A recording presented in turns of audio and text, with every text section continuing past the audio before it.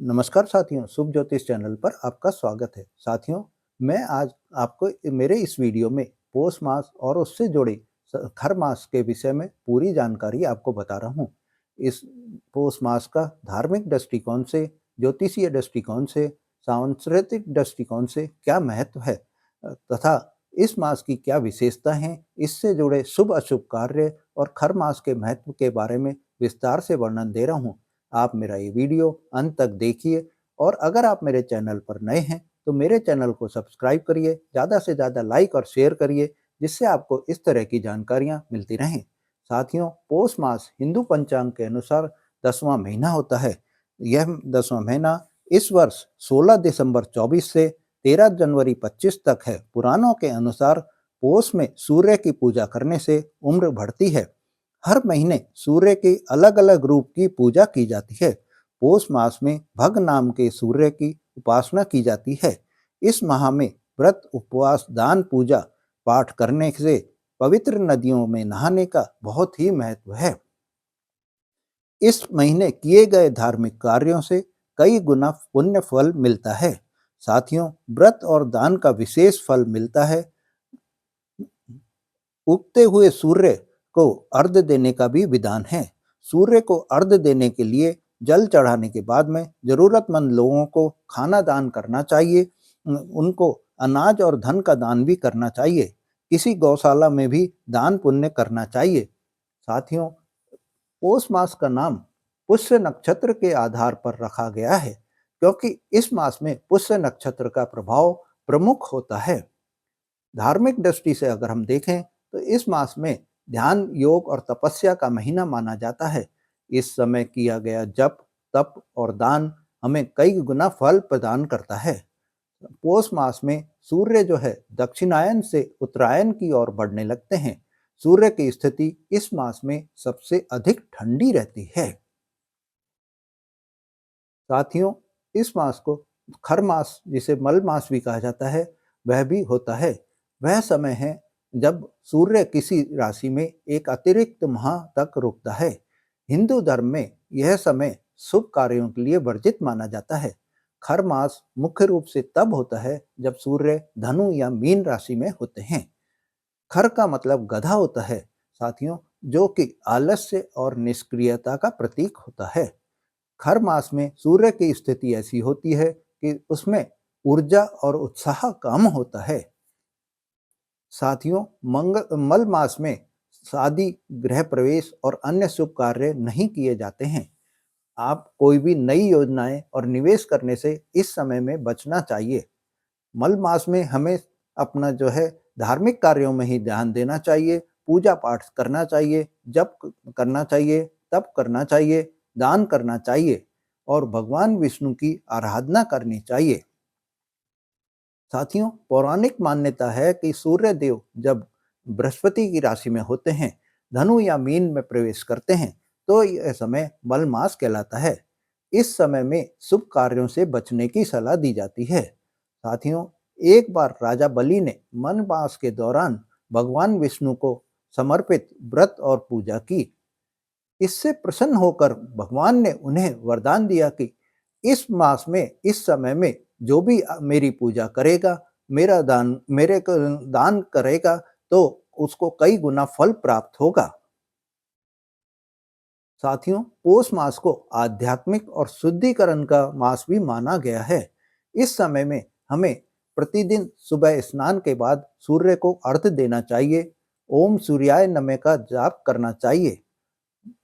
पौष मास में श्री विष्णु भगवान के सहस्त्र नाम का पाठ करना भी बहुत ही शुभ माना गया है।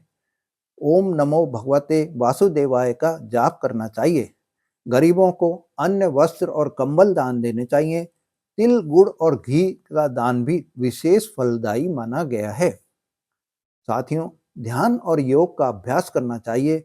धार्मिक ग्रंथों, रामायण, गीता का पाठ करना चाहिए।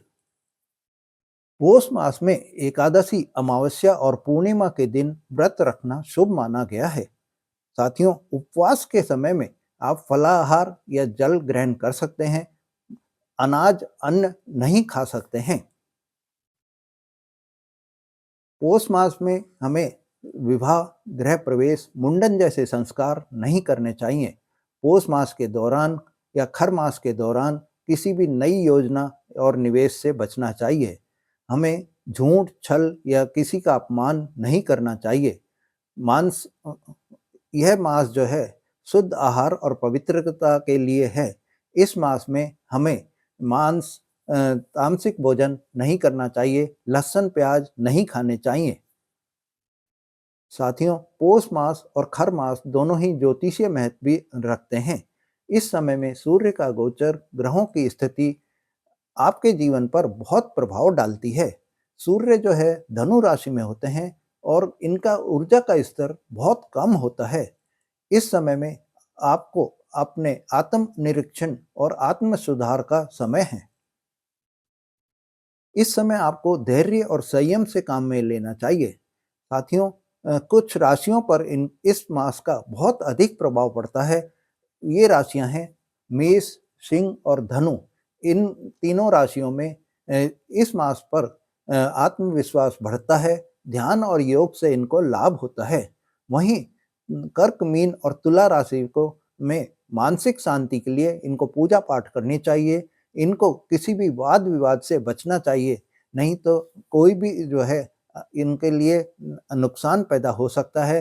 क्योंकि अगर ये वाद विवाद करेंगे तो उससे जो है इनकी वाणी में कोई भी अपशब्द कहने में आ जाएंगे, कोई विवाद हो जाएगा, इससे इन्हें बचना चाहिए। साथियों, पौष मास में पुष्य नक्षत्र होता है जो कि बहुत ही शुभ माना जाता है। व्रत और दान के लिए अमृत सिद्धि योग भी बनता है। सूर्य को अर्घ्य देने का उत्तम समय है ये। साथियों, पौष मास जो है ठंड का महीना होता है, जिसमें कुछ आदतें स्वास्थ्य के लिए फायदेमंद हो सकती हैं। विटामिन डी प्राप्त करने के लिए यह सबसे अच्छा समय है।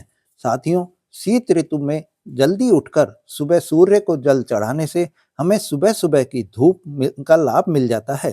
ठंड के दिनों में सुबह सुबह धूप में रहने से हमारी त्वचा चमकने लगती है, हमारा चेहरा चमकने लगता है और हमें धूप में रहने से विटामिन डी मिलता है, जो कि हमारी रोग प्रतिरोधक क्षमता को बढ़ा देता है। हमारा जो है शरीर जो है स्वस्थ रहता है। साथियों, तिल और गुड़ का हमें सेवन करना चाहिए। तिल और गुड़ जो है वो शरीर को गर्म रखते हैं और ऊर्जा प्रदान करने के लिए बहुत ही लाभदायक चीज है।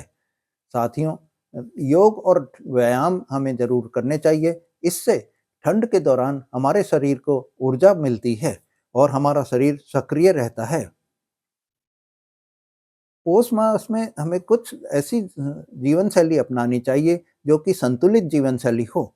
अधिक अधिक से अधिक समय हमें धार्मिक कार्यों में बिताना चाहिए। हमें आध्यात्मिकता को प्राथमिकता देनी चाहिए। साथियों, पौष मास, खर मास हमें ये सिखाते हैं कि जीवन में हर समय शुभ कार्यों पर ही ध्यान केंद्रित नहीं करना चाहिए, बल्कि आत्मनिरीक्षण, ध्यान और आध्यात्मिकता के लिए भी हमें समय निकालना चाहिए। पौष मास में आत्म सुधार और दान पुण्य का महीना होता है।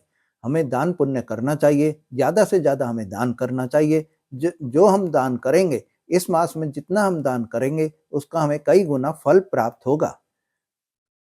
साथियों, हमें धार्मिक कार्यों में हमारा ध्यान केंद्रित करना चाहिए। साथियों, इस समय में आप जो भी अगर कोई दान देते हैं, कोई भी गरीब को अगर वस्त्र देते हैं, उसको अनाज देते हैं, तो उसका हमें काफ़ी फल मिलता है।